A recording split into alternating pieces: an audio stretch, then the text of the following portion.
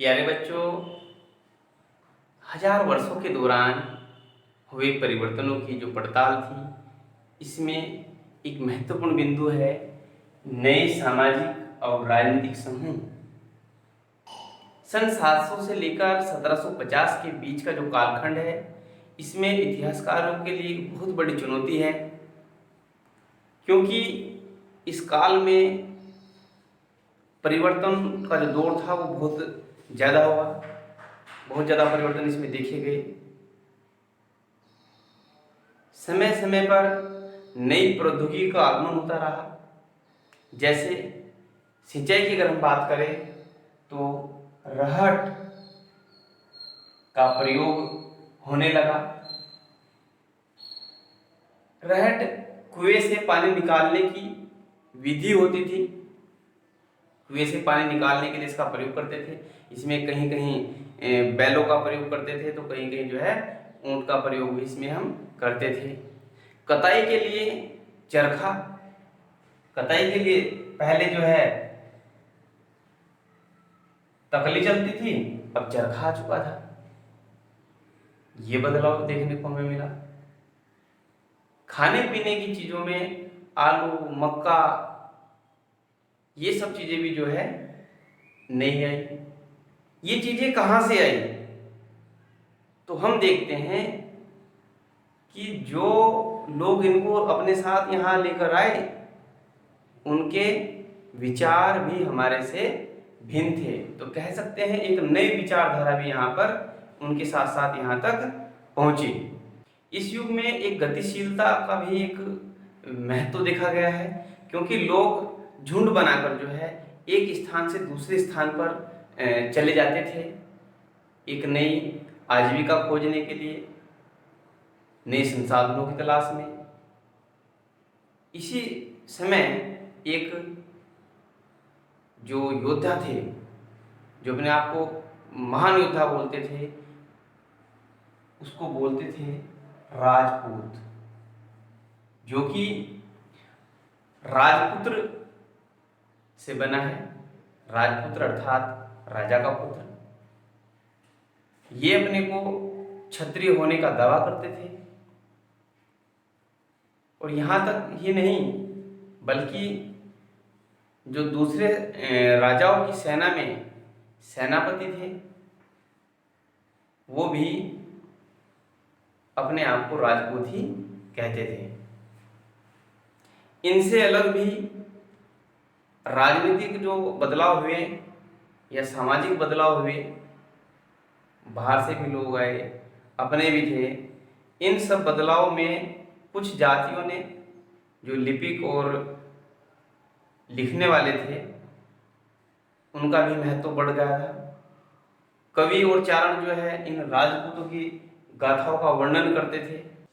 अपने सदस्यों का व्यवहार नियंत्रण करने के लिए जो जातियां होती थी, उन्होंने भी अपने बड़े बुजुर्गों को सम्मान देने के लिए एक सभा बनाई जाती थी।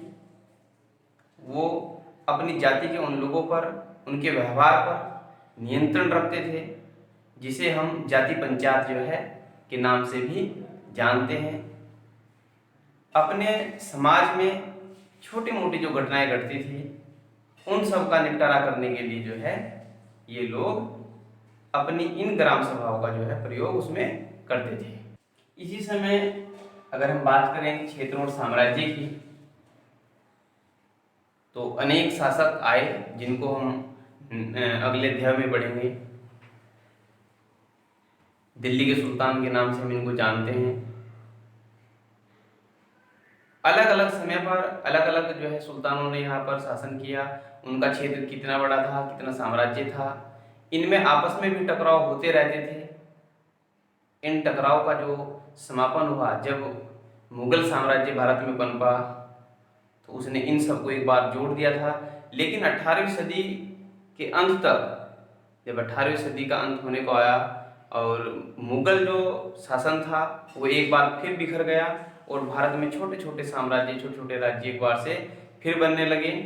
इतिहास के जिस कालखंड की हम पड़ताल कर रहे हैं, उसमें ये भी एक दिलचस्प कहानी थी कि धर्म जो शब्द है,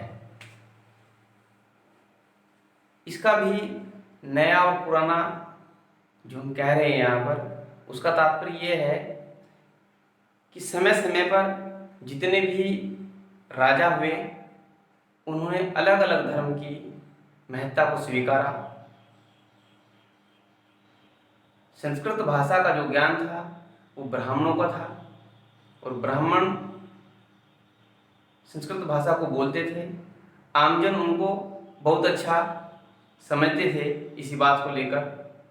लेकिन बाद में ये जो विदेशों से आक्रांत आए या विदेशी धरती से जो हमारे यहाँ पहुँचे, 7वीं शताब्दी में हमारे यहाँ कुरान का प्रचार प्रसार शुरू हुआ, और इस्लाम धर्म वहीं से आया हुआ धर्म है, जिसको बाद में भारत में भी माना गया। हिंदू धर्म में अनेक देवी देवताओं की पूजा होती थी, उनके मंदिर बनते थे, और उनको राजा जो है संरक्षण देते थे, तब कहीं जाकर जो है उन मंदिरों का संचालन होता था। इसके बाद हम देखते हैं प्यारे बच्चों, समय और इतिहास के कालखंडों पर विचार जब हम करते हैं तो इतिहासकार कभी भी समय और कैलेंडर को नहीं देखता, बल्कि उस समय की जो सामाजिक, राजनीतिक, धार्मिक, सांस्कृतिक जो विचारधारा है, उन सबको वो जो है समय और कैलेंडर के नज़रिए से देखता है। 19वीं सदी में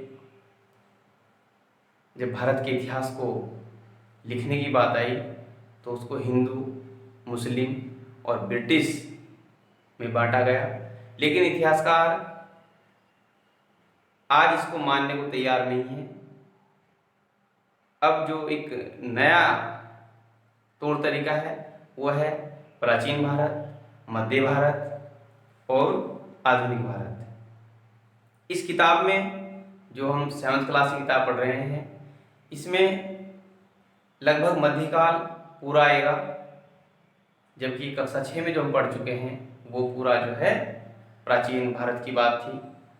उसको हमने पूरा पाषाण से शुरू कर हर्षवर्धन के समय तक हमने उसको पढ़ा। प्यारे बच्चों, आज के जो टॉपिक थे वो हमने यहाँ पर सब क्लियर कर दिए हैं, और ये जो हमारा अध्याय था ये समाप्त हो चुका है।